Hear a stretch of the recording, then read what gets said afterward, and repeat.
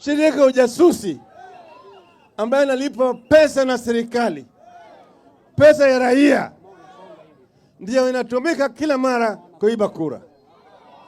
Mara ile nyingine wao ndio walituma maofisa yao.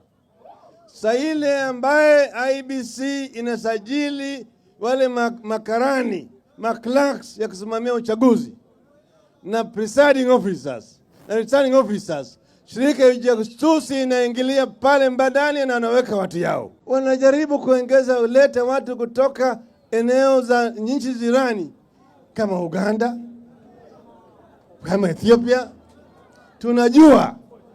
Tunajua sisemi tu ongo bila thibitisho. Ladies and gentlemen, former Deputy President Rigathi Gachagua is making costly mistakes that will make him lose at the 2027 general election,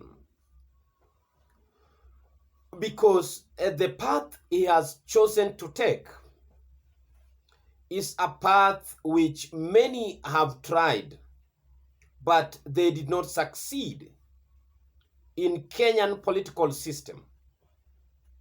A path of verbal attack on sensitive security organs, verbal attack on independent institutions, a verbal attack on the President of the Republic. But President is a person, President is an individual, but the presidency is a chain of command. And once you took war with the presidency together with the security organs, you are preparing the recipe that will create your failure. Why do I say so? This is a mistake which Raila Odinga have made in several occasions, and you can bear me witness, no matter how explosive he was, that did not turn into votes. You may appear nice to the people and to the public, how brave and heroic you are, but systematically speaking, Kenyan electoral system is not as free as we may think. There are a lot of factors that come in every election, and more so to the presidential election. Now, listen to Rigathi Gachagua. Sunday, the 18th May 2025, I received intelligence reports that President William Ruto had ordered that I be dealt with once and for all. And since the goons sponsored by the state on several occasions had failed, police and other state security agencies had to come in. At about 11 a.m., same Sunday, 18th May 2025, this information was communicated to the Inspector General of Police, the Director General of the National Intelligence Service, and the Director of Criminal Investigations by the CS Interior Kipchumba Murkomen, and consequently, a killer squad composed of 101 lethal and dreaded officers from the administration police and seconded to the National Intelligence Service, accompanied by officers from the DCI, the Anti-Terrorism Police Unit, the General Service Unit, and the regular police were deployed. This killer squad have been carrying out extrajudicial killings and abductions.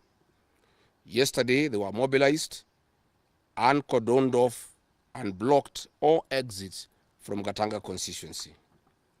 This squad was armed to the teeth and hooded and with masks to conceal their identity because of the heinous acts they wanted to commit on us. This is despite that there are existing guidelines from the High Court that officers should be in uniform and not conceal their identity. At about 2:30 p.m., we received further intelligence from the deployed patriotic officers who are not in agreement with the information that they had clear instructions to plant arms and weapons in our convoy to provide evidence to arrest us and get evidence that they could charge us with in court. After about 30 minutes, the killer squad was joined by their counterparts who are highly trained in the use of biological weapons. Their instructions were to poison me through inhaled chemicals that would paralyze my brain within 3 months.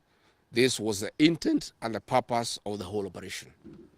My team and I sought alternative routes as guided by the deployed security personnel, majority. That is the end of the statement. I have not been summoned by anybody, and I'm waiting if there is any summon. What happened is that they wanted to plant weapons in my convoy, and they wanted to use chemicals so that they can paralyze our brain the way they did to Kenneth Matiba. And that is why we had to take an alternative route to get here. I would have wished they came here instead of wailing us on the road and using those dreaded criminals who are responsible for abductions and extrajudicial killings. And that squad works under the Director General of the National Intelligence Service. It's 101 officers who are recruited from the administration police, and they have been given special training by the National Intelligence Service, and they are responsible for the abductions and extrajudicial killings. And that is the squad that had been planned yesterday and mobilized so that they can incapacitate me and my people. Report to who?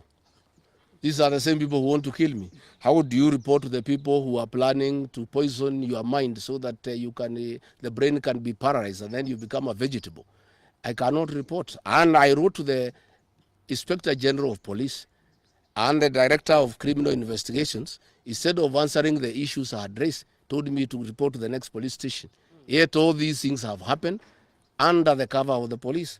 So it is useless to go and report to the police. That is why I'm talking to the people of Kenya, so that if anything happens to me, President William Ruto must be held accountable. And I want to say, when they hounded me out of office, I pleaded with my supporters to stay calm and express their displeasure by singing. That is no longer going to be the case.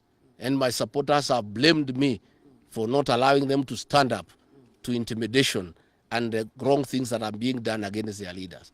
Therefore, our supporters are on high alert, and they will be part of the leadership and ourselves who will be resisting impunity and intimidation by William Ruto and the government. The reason why I choose to say this, these are my opinion, and my opinions are always informed by circumstances and history. When Rigathi Gachagua decided to take war with NIS boss, and he went further to accuse the Inspector General of Police and the DCI, leave alone the Minister of Interior, those are appointees, leave alone the President individually, Ruto as a person, because he is an elected person.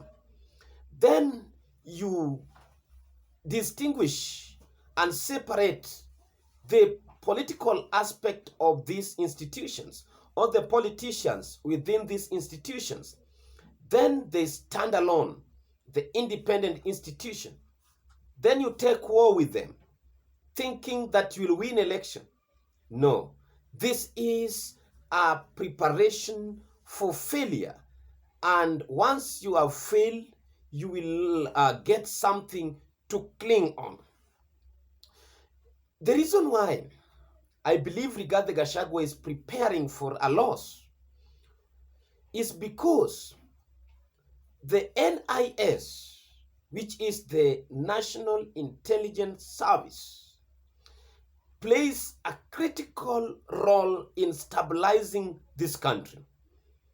The NIS does not only inform the president about the state of the nation, they only influence the outcome of the election because they know who can lead the nation and who can cause havoc in the nation. You know, once you are a public figure, a person in the stature of a former deputy president, whatever you say, whatever you do, wherever you go, you are always on the radar. They check on you more than they check on me or any other person, Tom, Dick, and Harry, the common mwananchi. The NIS are very, very interested in what Gachagua is saying. NIS is very, very interested in whoever want to become a president, their moves, their businesses, their activities from morning to evening. And once they have full information that you are a person who cannot be trusted with the interest of the country, both public interest and the national interest, my friend, this information will go into the hands of those who determines who becomes the president, and be rest assured, you will not see it. You know, we always delude ourselves that the election in this country is free and fair. Never, not anywhere in the world, that the election is always free and fair. As much as we depend on the vote casted, there are some other factors that always determine who becomes what.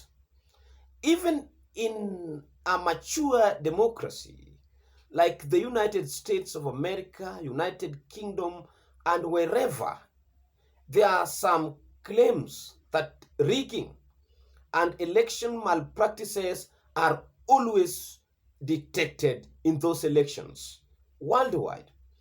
So do not think with these strong sentiments, strong accusations, that you can win an election, that can make you become popular and darling to the people.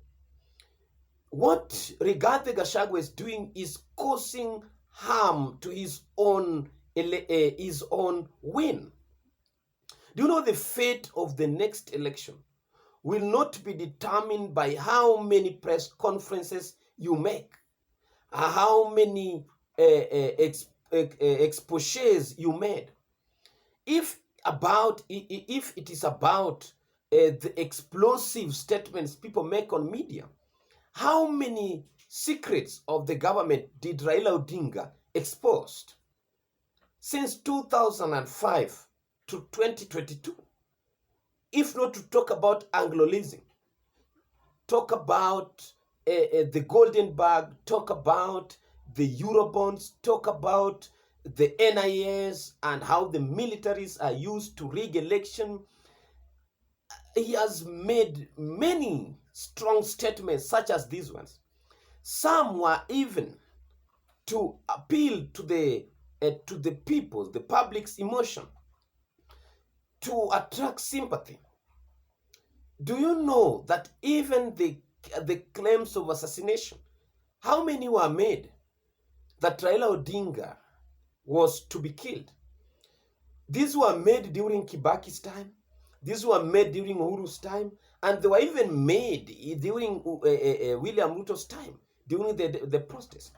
In 2008, 2022, and 2012, you remember the former game member of parliament, the late Jacoyo Midiwo, made a very strong statement that there are plans to assassinate Raila Odinga when he was a prime minister. That statement made Jacoyo Midiwo to disappear out of this country. And once he was back, he came through Tanzania. He never landed through Jomo Kenyatta International Airport. He was just heard over the media, addressing media in Kisumu. The government didn't know how he landed in this country. Later on, even in during Uhuru's time, Oburu Oginga, who is Raila's brother, recorded a statement about the plan to assassinate Raila Odinga. During the last Azimio protest, a bullet was sprayed on Raila Odinga's motor car. All those were very serious allegations. But did they make Raila Odinga president? No. So Rigathi Gachagua should watch his statements, because the more he thinks that people are with him, the more he becomes drunk with excitement, and he can speak anything, thinking that he is tarnishing the name of the president. But what he doesn't know is that the more he makes such statement, the more he drifts himself away from power. So he should keep off some security institution and apparatus from his politics. The more he drags these institutions into his politics, the more he spoils the broth. The more he becomes strange to State House, the more he becomes an alien to power. You know, he thinks that he's too close to power. And I can tell you, if he continues this way, another Kikuyu will become president before him, because he will be made a president, as he will be made irrelevant to power. So it is high time those who are around Rigathi Gachagua, those who are advising him, politically speaking, should warn him. I hear he is a political scientist. I know, but the mistakes he is doing, he doesn't appear to have learned from the history. A good political student should study history and study it properly, and learn that history does not only teaches us, but also warn us that we should not repeat the mistakes of others. So if Rigathi Gachagua want to become a president, these heroic statements and moves were shown before, and those who shown this kind of heroism during the second liberation or through activism did not ascend to power. Those liberators or heroes were never rewarded into the ballot. And if he thinks it is jokes, where is Kimathi? Where is JM Karaoke? Where is Raila Odinga? Did Matiba ascend to power? So he should not think that through showing that kind of courage and bravery, he will make to presidency. In fact, he will spoil it more. William Ruto will go, but how sure are you that if Ruto goes, you will ascend to power? The same system that destroyed Raila Odinga is the same system that can destroy you and bring somebody else whom will bow to their demand. So thank you, ladies and gentlemen, and may God bless you.